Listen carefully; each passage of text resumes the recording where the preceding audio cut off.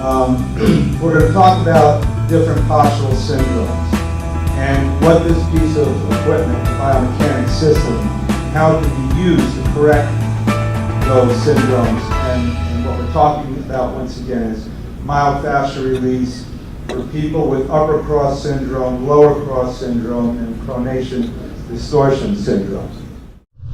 So you see people with the rounded shoulders and their head is pushed forward like that.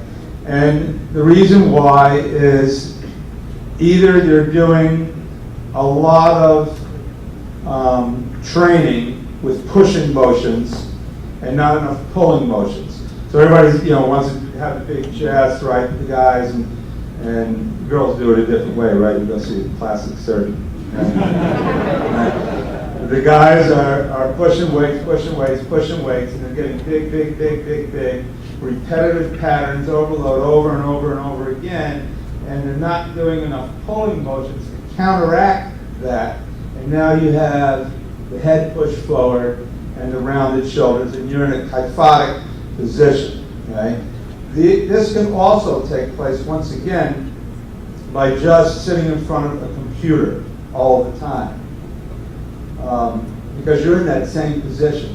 It's pattern overload, maybe in a different way, but it's still pattern overload. Okay? In lower cross syndrome, right? Now you see sway back, right? Okay? You've heard that term. You used to use it with horses, their spines start to collapse. You know the term. If you know kyphosis, then you know lordosis. It's the same thing. Okay, only lower down the spine. It's an abnormal curvature. It's an abnormal anterior curvature of the spine. So with lower cross syndrome, you're going to get increased lumbar lordosis and, once again, anterior pelvic tilt.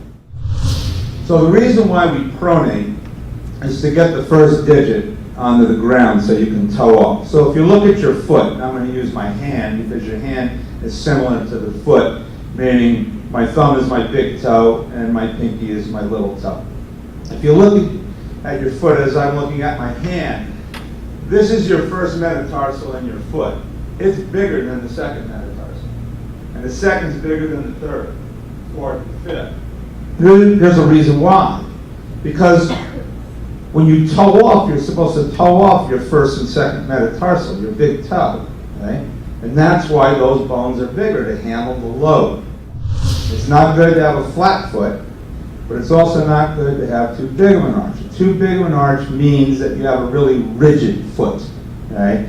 And when you bear weight, that arch is supposed to collapse to absorb the shock so that you can get your big toe on the ground and then toe off.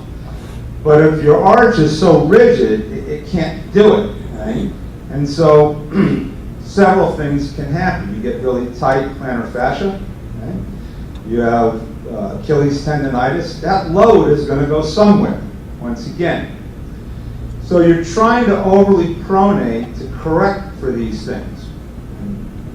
And so it creates problems along the kinetic chain.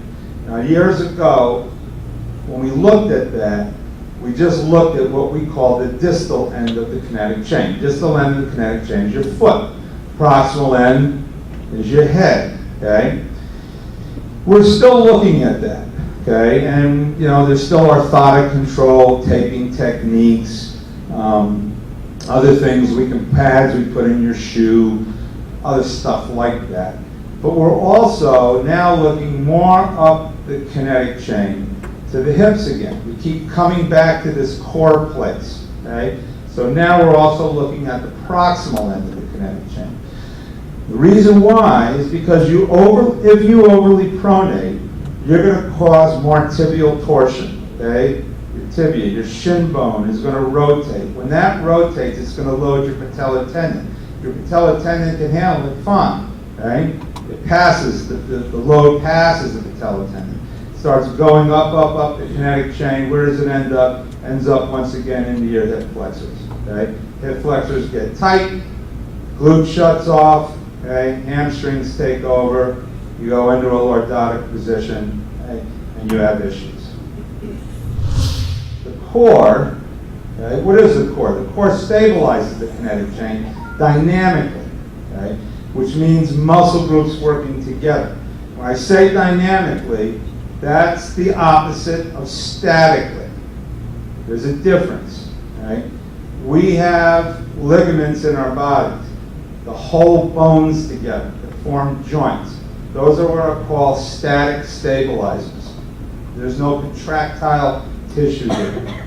They do stabilize joints. But what we really need are dynamic stabilizers. Those are muscles or muscle groups contracting to stabilize your core. If you don't have that, then you'll go into a lordotic position if you're weak, because the ligaments aren't strong enough to hold the skeleton up.